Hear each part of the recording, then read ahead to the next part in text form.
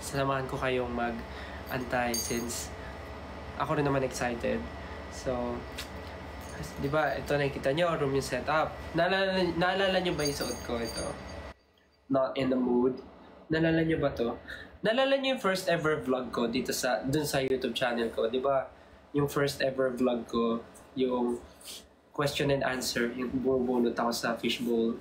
Tapos, may nagtanong sa akin dun, may question dun na kung kailan daw ba ako magsusolo. Tapos yung answer ko nung time na yun, sabi ko, hindi pa ako magsusolo kasi di pa ako ready. Tapos ngayon, galing, EP drop na.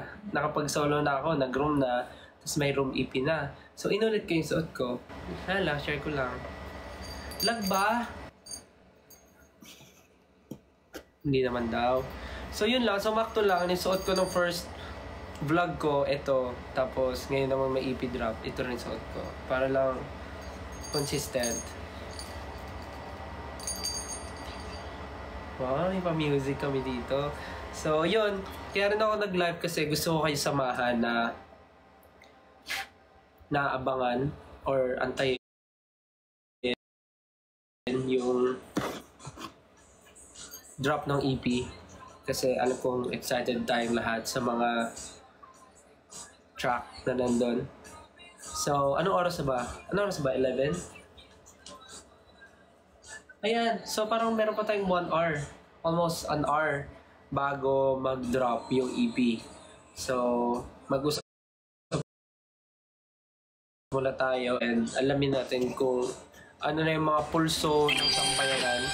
Kung ano yung favorite nyo. Ano yung favorite song nyo doon sa mga narinig nyong teaser ng song.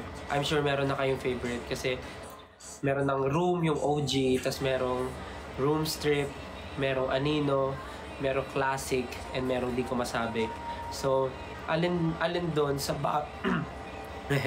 alin doon sa bago na apat yung favorite nyo so far, kahit teasers pa lang yung napapakinggan nyo.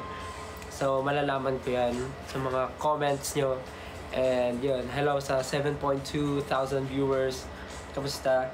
Sabi dito sa Twitter ni Junebeth, sabi niya, I'm so excited for Classic. I wanna hear the part that he wrote. Yes, may sinulat po akong lyrics doon sa Classic. Kasi originally, well, yung Classic kasi, the song is from Max. If you're familiar with Max, the artist na nakasama namin last time, siya yung kumanta ng Let's Get Married in Vegas. Siya. And then after nung nag-meet kami, parang nagkaroon nga siya ng interest of giving me a song, and then Classic nga yung binigay niya sa akin. Tapos it's a full English song. Pero na-feel ko lang na parang cute din siya malagyan ng Tagalog kasi meron akong naisip na idea for future purposes na pwedeng mangyari dun sa song. So, kaya ginawan ko siya ng Tagalog na verse. Yun. So, malalaman nyo pag narinig nyo na. Kaya excited din ako for Classic. Ano pa favorite nyo bukod sa Classic? Di Ko Masabi.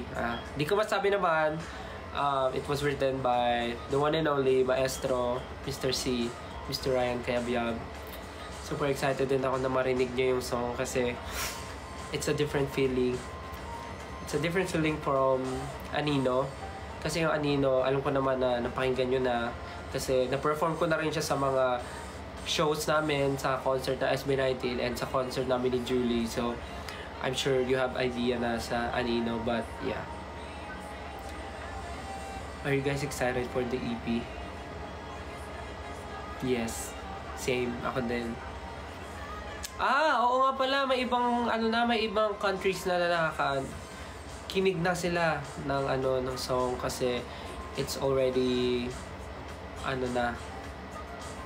it's already out sa country nila. Kaya, okay. Shh lang muna. But yeah, sana na-enjoy nyo yung music and yung songs right now. Grabe ang mga writers ng songs. Yeah, grabe din. Di ko rin in-expect. I want to thank everyone na part ng EP na to. Songwriters, yung team, 1Z, Warner, and mga producers, and then also Max, and other co-producers, and of course, Rad Kids, Pablo Josue, 1Z, my friends, family. Sobrang dami kong dapat pasalamatan for this EP. And yeah. Sabi ni Krisen, mapanakit kaya si Di Ko Masabi. Actually, di ko masabi kung mapanakit siya.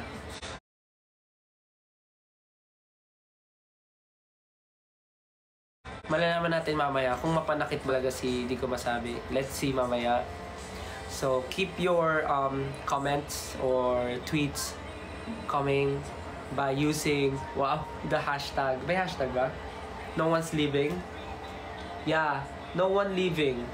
And you can ask questions here sa TikTok, and also you can post questions on X. Yeah, nagbabasa kami dito ngayon ng mga tweets nyo.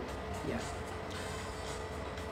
Sabi ni E-Berry, waiting sa anino, gusto ko lang humiga sa kama, tumulala, makinig sa anino maghapon habang umiiyak. Grabe naman yung maghapon umiiyak, baka naman ano ka nun, maubusan ka ng tubig sa katawan. Naman, pwede lang pakinggan. Iyak ka lang one time, tapos after noon, pakinggan mo na yung ibang songs na upbeat. Yung Room, yung Strip, yung Classic.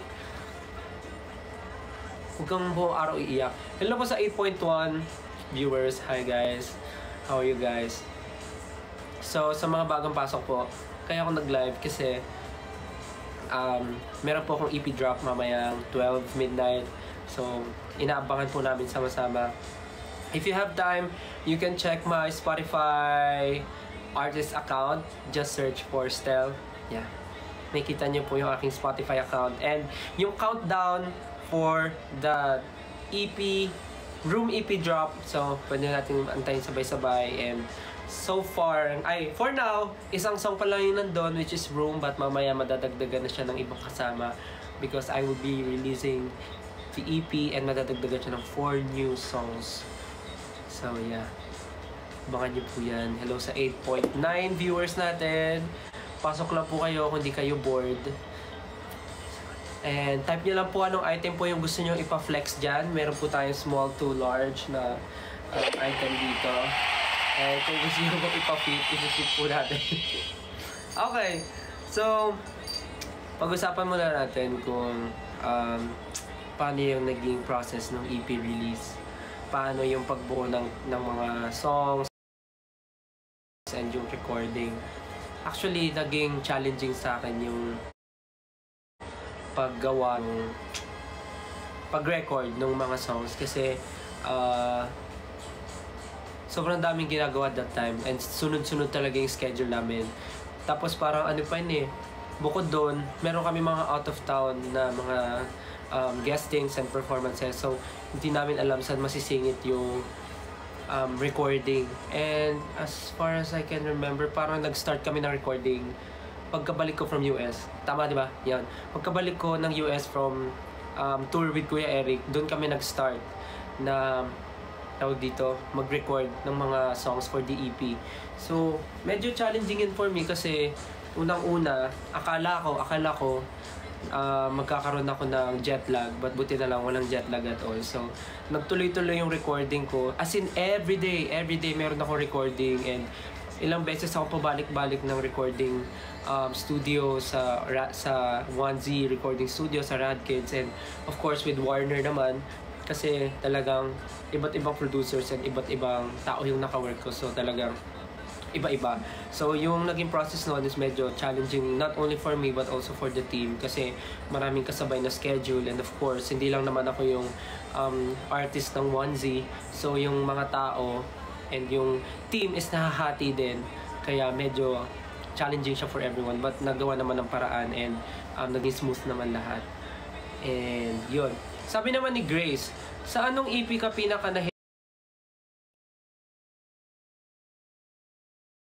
nahirapan kantahin? Nice question. Pinaka nahirapan ako kantahin yung Di Ko Masabi. Kasi sobrang challenging kasi nung song. And parang pag napakinggan nyo yung song mamaya, sabihin nyo kung ako lang ba or yung song talaga ay nakakahingal. Dahil wala talagang part kung saan ako pwedeng huminga habang kinakanta ko yung song. Sobrang grabe ka, Mr. C. Grabe, Mr. C. Pero I love the song. I really love it. I like the song. Sobrang excited ako ma-perform siya. And sana pag napakinggan nyo, magustuhan nyo din. And ayun. Sana makita ko rin yung mga entries nyo na kinakanta nyo yung song. Okay. So, sige mamaya. So, ano pang question nyo? Sobrang excited ako sa EP na to. Mamaya meron din ako sasabihin something about di ko masabi. Kasi ngayon di ko siya masabi eh. Kaya mamaya na lang. So, with Anino naman, alam ko napapansin ng iba, like yung pinerform ko sa pagtatag finale and yung pinerform ko sa concert namin ni Julie is different arrangement sa narinig nyo. Kasi yung sa finale, medyo higher key pa yun.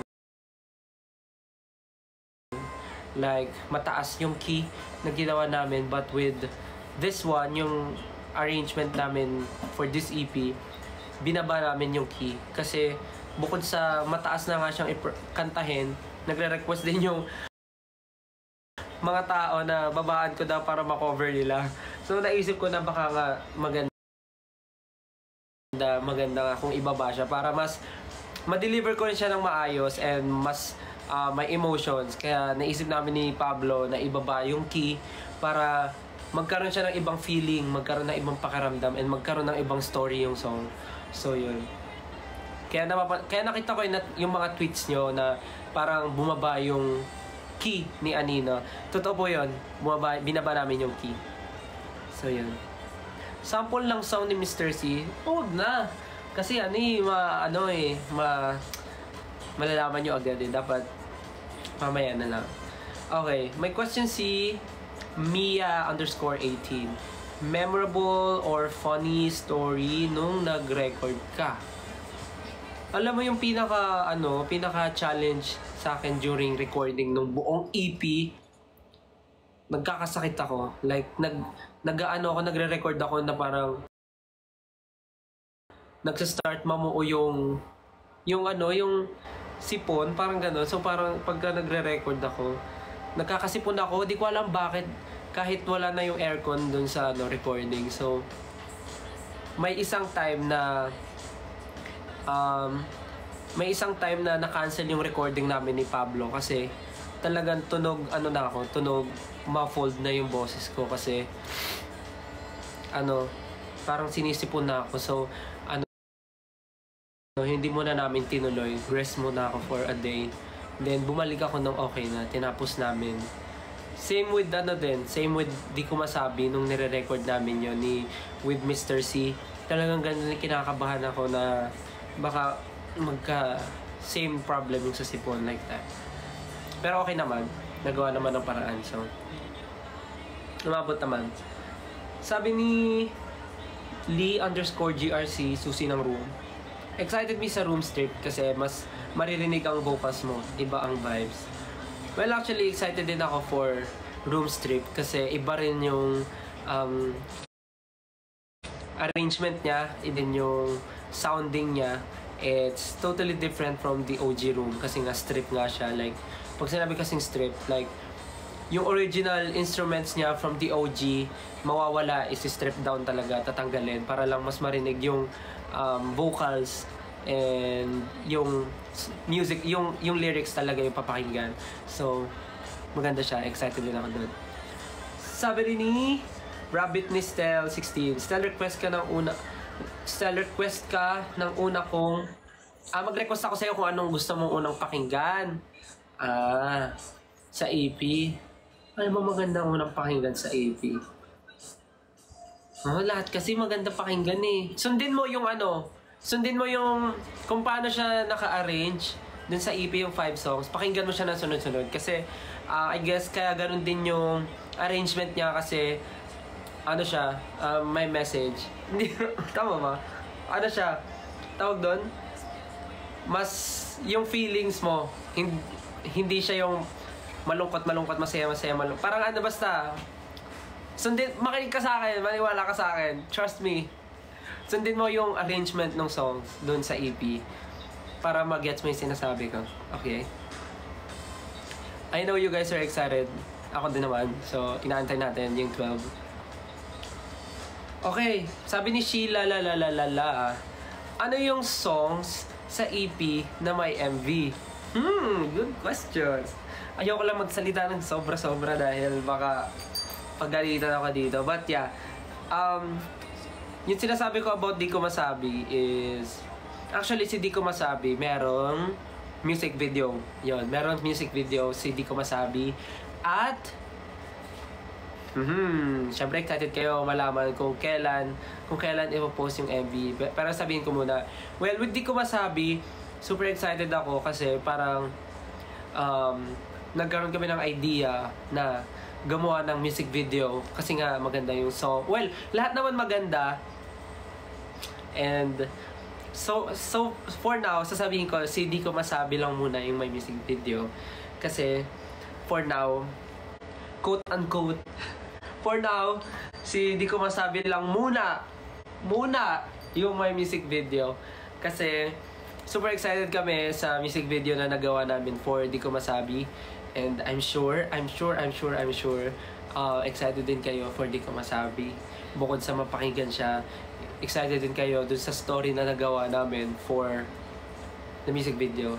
So, tama po yung narinig nyo, Di Ko Masabi ay may music video. At ipopost po namin ito sa August 17, 7 p.m. August 17, 7 p.m. I-release po namin yung Di Ko Masabi music video. So yeah, super exciting.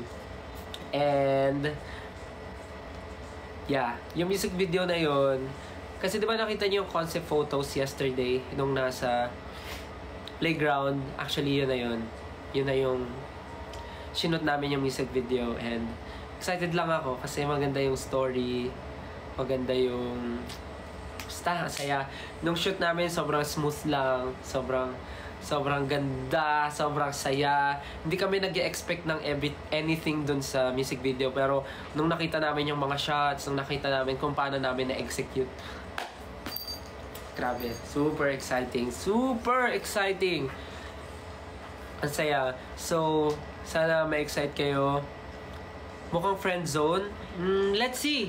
Tingnan natin kung friend zone ba talaga ang mangyayari sa music video ni Di Ko Masabi, but Di Ko Masabi. So yeah, sana abangan nyo po sa August 17 yung music video ng Di Ko Masabi. Ano pang mga questions nyo?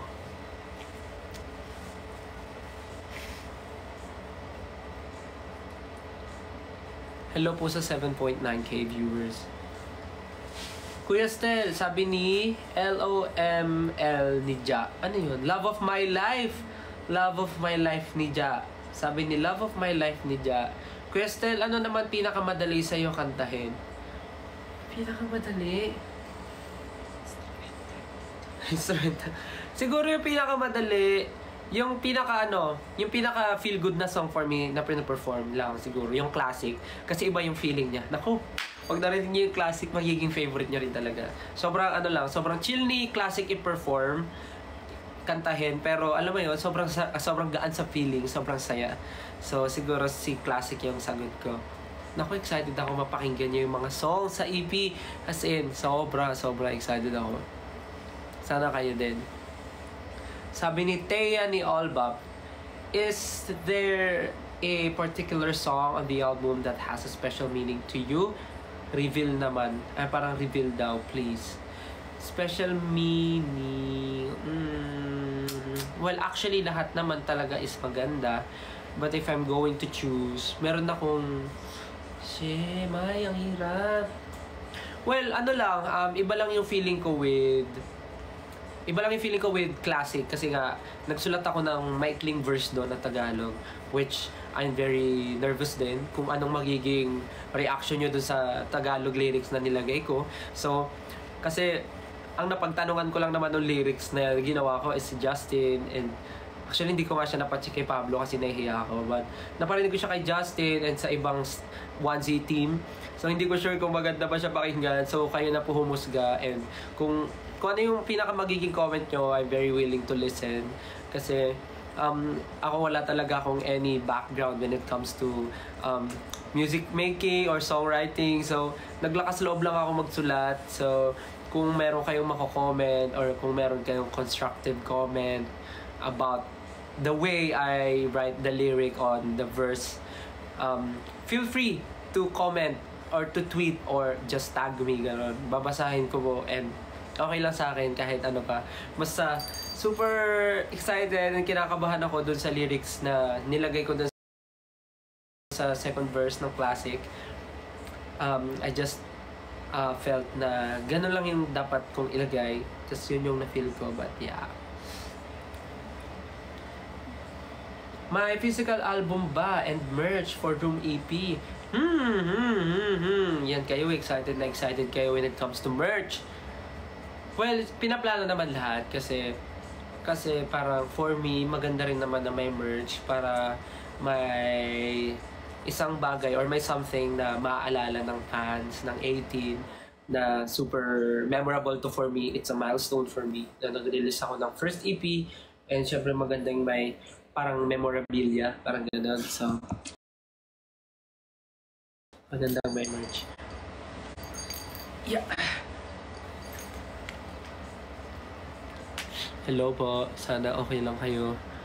Huwag niyo napansinin kung medyo nangungungo ako ngayon kasi actually, kakagaling ko lang din sa sakit because after nung concert namin ni Julie, parang biglang doon ako nagkasakit. But I'm okay na. I'm okay na.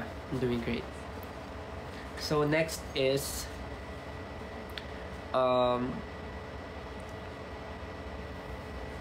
yun na pala yun.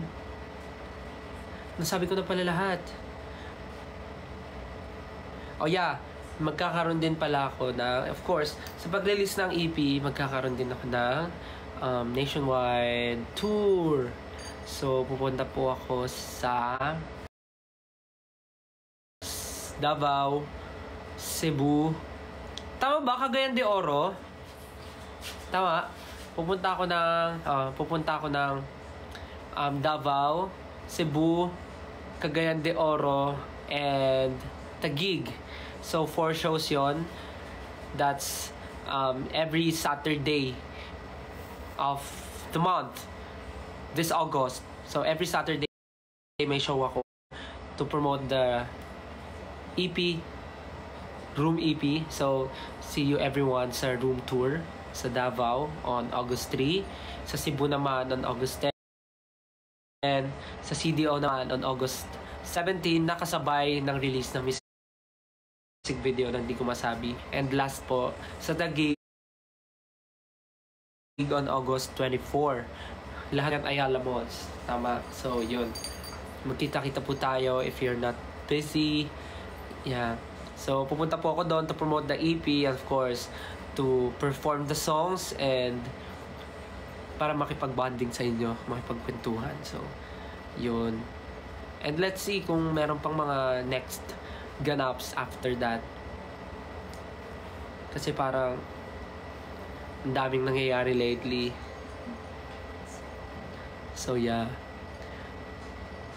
Yun yung mangyayari sa nationwide tour. Sana makita ko po kayo. If you're not busy, you can go and watch the show. So, ano pa mga questions nyo? Nag-aaral ako, ba't ka nag-live? Ay, pasensya na. Si Jabba yung director na Di Ko Masabi. Actually, hindi. Pinagpahinga ko muna si Direct Jack kasi parang lately, ang dami niya nang dinedirect na mga music video para hindi siya ma-overwhelmed din, para hindi siya mapagod. So, ayun, posted na rin po pala ngayon ang Di Ko Masabi music video poster. So, you can check that out. Check nyo po sa aking account sa X and Facebook. Meron po akong music video for Di Ko Masabi that will be posted on August 17. And comment kayo kung anong tingin nyo and what do you think about the picture. Sino kaya yon? Sino kaya? And ano kaya ang magiging story ng buhay ko doon?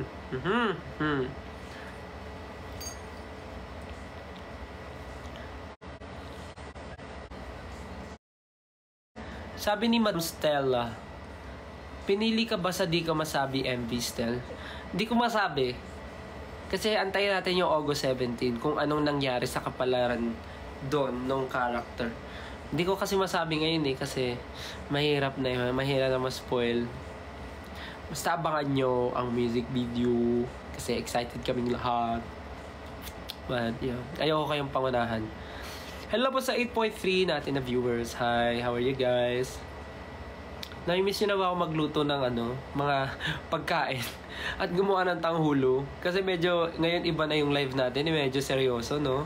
Dati pag nagla-live ako, puro kalokohan lang. Tapos ngayon, ang seryoso na nung topic, puro na, trabaho. Puro na, pagiging artist. Ang seryoso, no? Di kayo sanay, no? Sige, next time, pagka may time, pag medyo gumaling-galing na,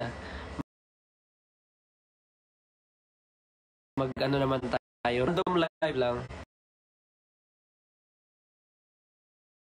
Okay, another question from Philip. Tay, sino naging inspiration mo while creating this EP? Naging inspiration? Ang hirap naman sagutin dun. Kasi ever since naman, nung nag-start ako as SB19, ang naging inspiration naman talaga is, of course, my family, my friends, myself. But now, syempre kasama na kayo sa picture kasi kayo naman talaga yung like sumusuport sa amin like all the way. Kayo sumusuport sa amin like on everything that we do. So parang syempre, naging kayo na rin yung inspiration. Parang alam nyo na rin kasi yung parang benchmark ng mga bagay-bagay ngayon na lumalabas sa mga artist. And alam kong mahirap na rin kayong i-please. But of course, hindi naman dapat iniisip na maging people pleaser. But yeah, parang lang. Syempre, kayo inspirasyon.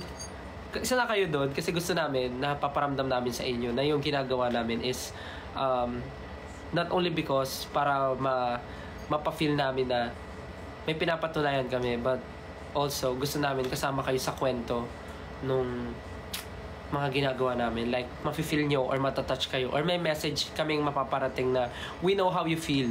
Parang ganun. So, yun. Di kami sanay na di ka kumakain sa live. Okay, iinom na lang ako. Paano mo naalagaan boses mo sa daming ganap? Tulog is the key. Kailangan mo matulog, tsaka more fluids, water, gano'n. May cardio ba ang classic? Let's see. Sabi ni Yana, nagpinost niya yung photo nung di ko masabi, poster. Sabi niya, wala pa MV pero parang ang lakas na ng spark ng height difference nilang dalawa. Oh, may mga ganun na kayong nalalaman na. Talaga ba? Dahil sa height may spark?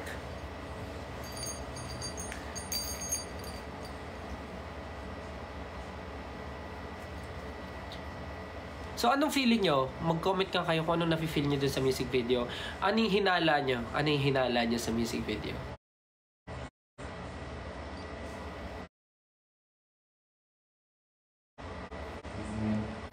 What do you think about the music video? Ano kaya magiging storyline? Or sabi ni Noodle at Stella_Pogi, sabi niya, si Snow ba yan? Kimi si Snow ng W3, hindi.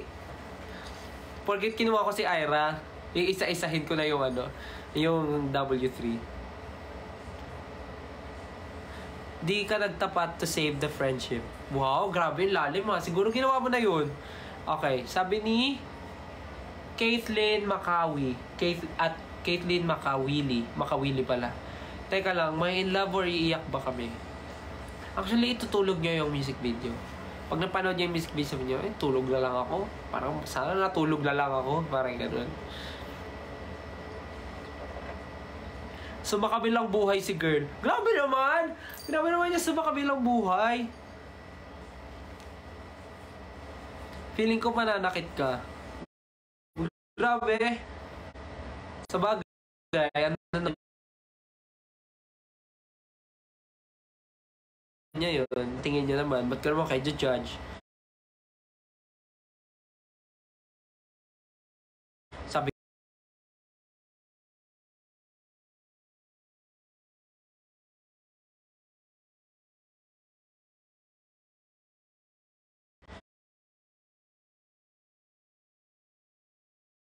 Sabi ko nga anong tingin nyo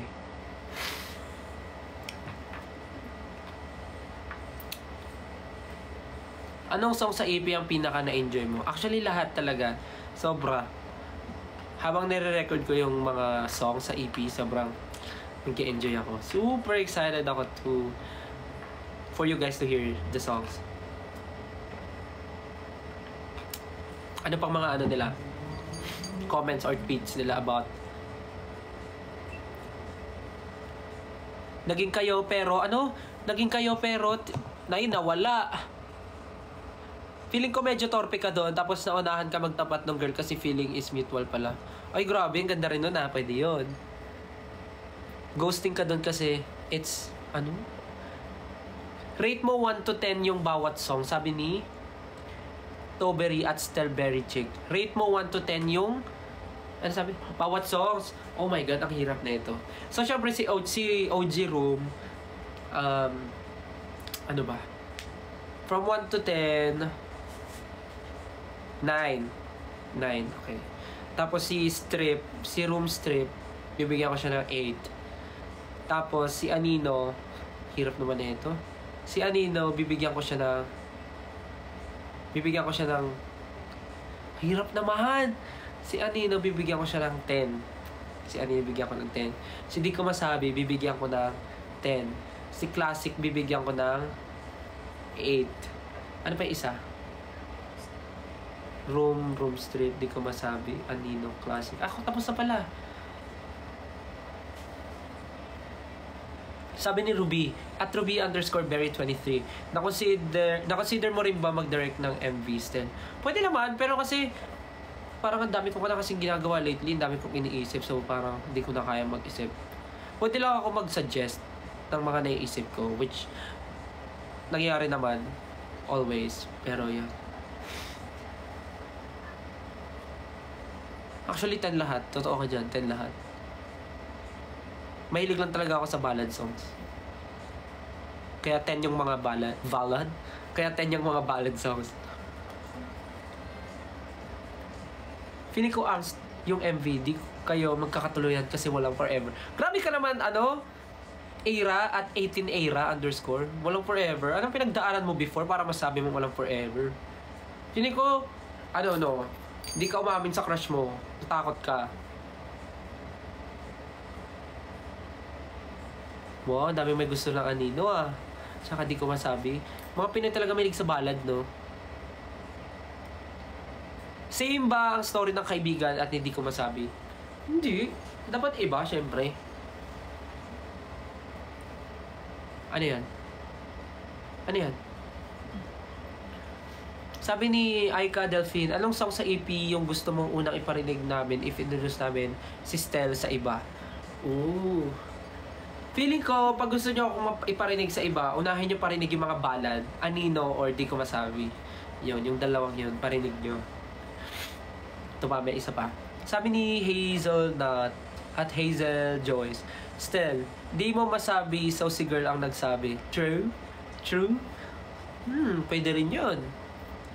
Di Ko Masabi. Pwede rin yun. Si Ja ba nag-direct? Hindi pa. Pinagpahinga ko muna si Ja. Oh, kala mo naman talaga. Pinagpahinga muna si Ja. Feeling ko malaki age gap sa Di Ko Masabi. Grabe naman yun. Porket magkaiba lang yung height namin, magkaiba na rin yung age gap.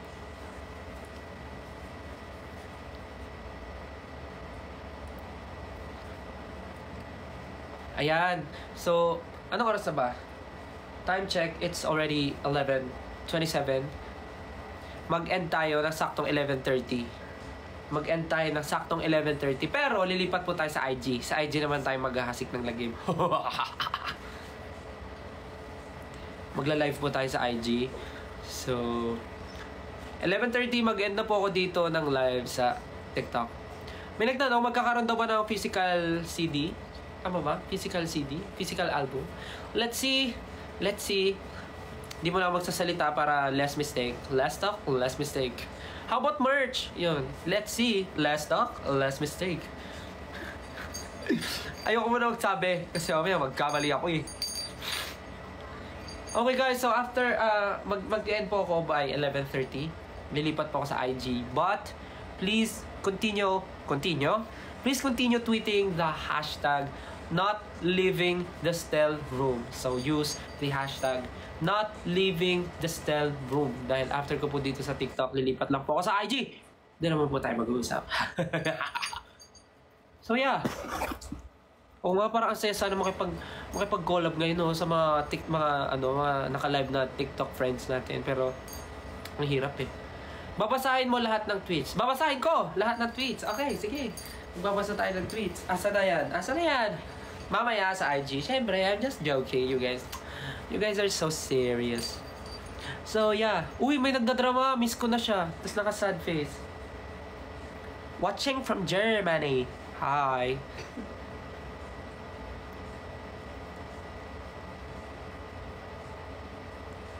So yeah, mag-end po tayo ng 11:30 tapos lilipat po tayo sa IG. Doon po tayo mag-usap para naman mabuhay yung IG account ko. Kasi parang yung IG ko nandun na lang ako to post eh. Wala na akong interaction with you. Post, IG story. So yeah, again, thank you guys for joining this TikTok live. And yeah, I know excited na rin kayo sa drop ng EP. So same, ako rin naman. Kaya sabay-sabay natin antayin ang drop ng Stel Room EP sa inyong mga favorite streaming platforms, sa inyong mga favorite music streaming platforms. Sabay-sabay po natin abangan ang Room EP mamaya 12 midnight. So yeah, again, thank you guys. This is Stel and lilipat lang po ako sa IG. Kita-kits po tayo doon. Bye-bye!